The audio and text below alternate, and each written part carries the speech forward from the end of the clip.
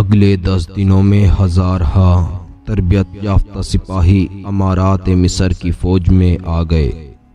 ان 10 دنوں میں ناجی نے زکوئی کو ٹریننگ دے دی کہ وہ صلاح الدین ایوبی کو کون کون سے طریقے سے اپنے حسن کے جال میں پھانس کر اس کی شخصیت اور کردار کو کمزور کر سکتی ہے۔ ناجی کے ہمراز دوستوں نے زکوئی کو دیکھا تو انہوں نے بلا خوف و تردید کہا کہ اس لڑکی کو اگر مصر کے فرعون دیکھ لیتے تو خدائی کے دعوے سے دستبردار ہو جاتے۔ ناجی کا جاسوسی کا اپنا نظام تھا، بہت تیز اور دلیر۔ وہ معلوم کر چکا تھا کہ علی بن سفیان صلاح الدین ایوبی کا خصوصی مشیر ہے اور عرب کا مانا ہوا سراغ رساں۔ اس نے علی کے پیچھے اپنے جاسوس چھوڑ دیے تھے اور اس نے علی کو قتل کرنے کا منصوبہ بھی بنا لیا تھا۔ زکوئی کو ناجی نے صلاح الدین ایوبی کو اپنے جال میں پھانسنے کے لیے تیار کیا تھا، لیکن وہ محسوس نہ کر سکا کہ مراکش کی رہنے والی یہ لڑکی اس کے اپنے اعصاب پر سوار ہو گئی تھی۔ وہ صرف شکل و صورت کی ہی دلکش نہ تھی، بلکہ اس کی باتوں میں ایسا جادو تھا کہ ناجی اسے پاس بٹھا کر اس کے ساتھ باتیں ہی کرتا رہتا تھا۔ اس نے ان 2 ناچنے گانے والیوں سے نظر پھیر لی تھی جو اس کی منظور نظر تھیں۔ 3-4 راتوں سے اس نے ان لڑکیوں کو اپنے کمرے میں نہیں بلایا تھا۔ ناجی سونے کے انڈے دینے والی مرغی تھی جو ان کے قبضے سے نکل کر زکوئی کی آغوش میں انڈے دینے لگی تھی۔ انہوں نے زکوئی کو قتل کرنے کی کوششیں شروع کر دیں، لیکن یہ اتنا آسان نہ تھا۔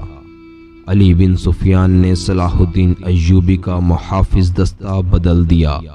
یہ سب امیر مصر وائس رائے کے پرانے باڈی گارڈز تھے۔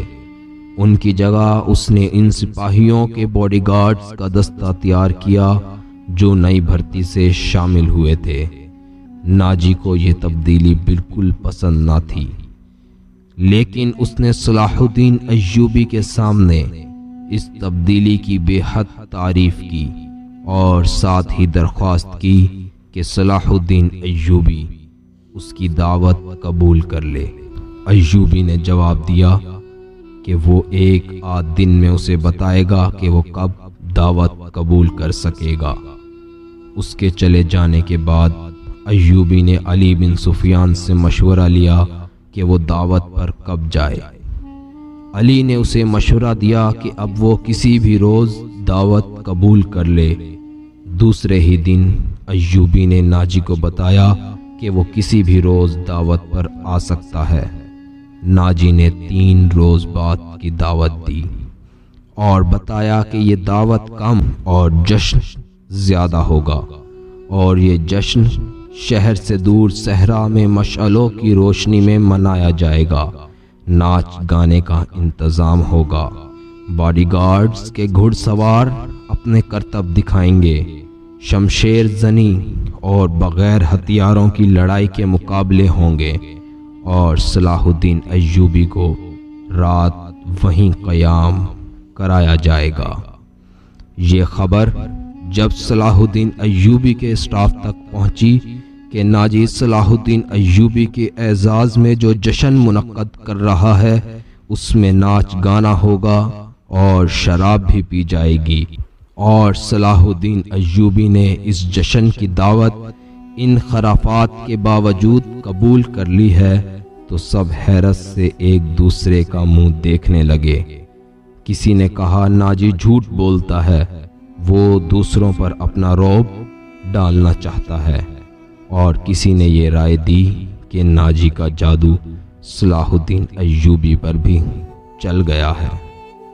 یہ رائے ان سربراہان کو پسند آئی جو ناجی کے ہم نوالا اور ہم پیالہ تھے۔ صلاح الدین ایوبی نے ڈسپلن میں ایسی سختی کی ہوئی تھی کہ کسی کو بھی پہلے کی طرح فرائض سے کوتاہی کی جرت نہیں ہوتی تھی۔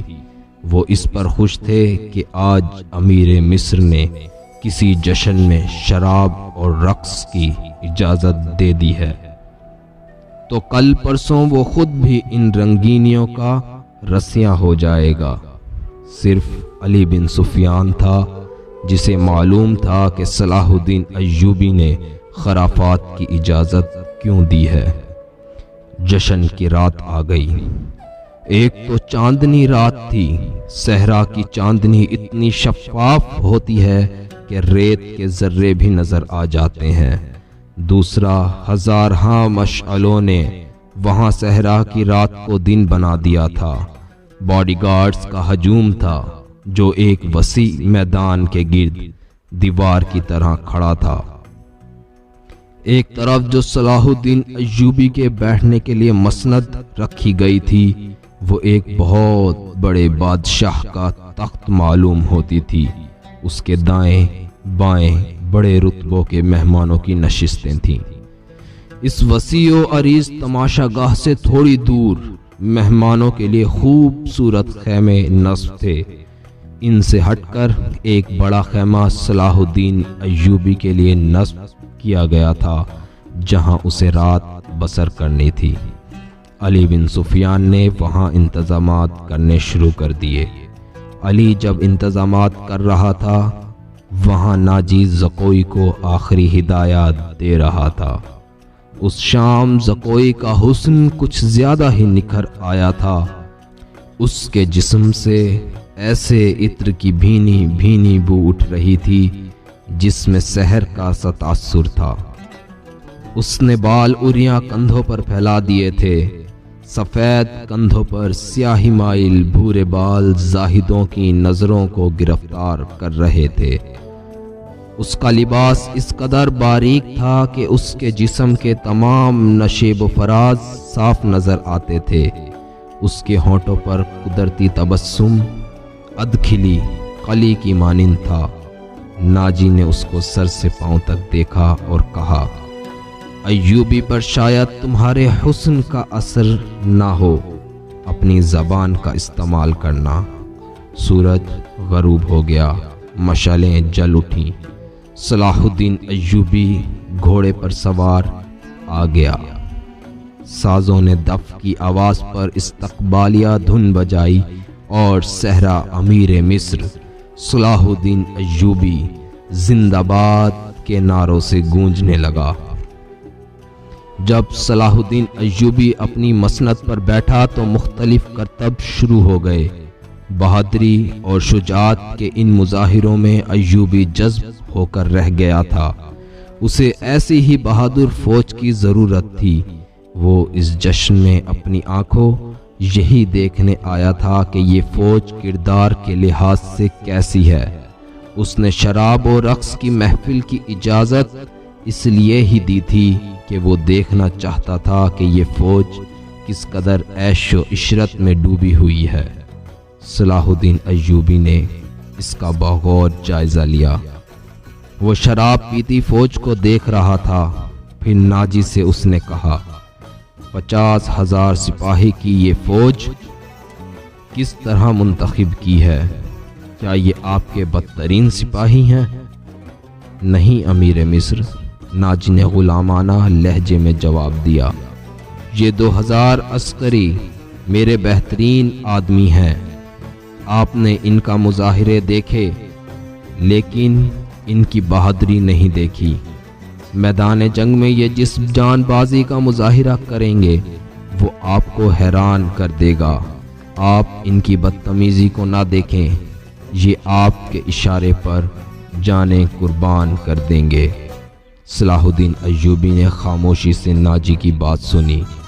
ناجی جب دوسرے مہمانوں کی طرف متوجہ ہوا تو صلاح الدین ایوبی نے علی بن سفیان سے کہا، میں جو دیکھنا چاہتا تھا وہ دیکھ لیا ہے۔ یہ سوڈانی عسکری شراب اور ہنگامہ آرائی کے عادی ہیں۔ تم کہتے ہو کہ ان میں جذبہ نہیں، میں دیکھ رہا ہوں ان میں کردار بھی نہیں۔ اس فوج کو تم میدان جنگ میں لے گئے تو یہ لڑنے کی بجائے اپنی جانیں بچانے کی فکر کریں گے اور مال غنیمت لوٹیں گے اور مفتوح کی عورتوں کے ساتھ وحشیانہ سلوک کریں گے۔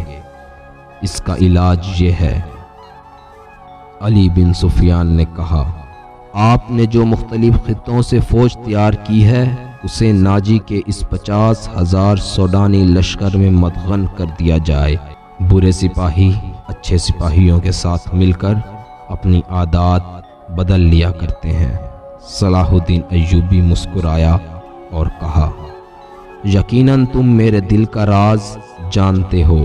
میرا منصوبہ یہی ہے جو میں ابھی تمہیں بتانا نہیں چاہتا تھا۔ کسی سے اس کا ذکر نہ کرنا۔ علی بن سفیان میں یہی وصف تھا کہ دوسروں کے دل کا راز جان لیتا تھا۔ وہ غیر معمولی طور پر ذہین تھا۔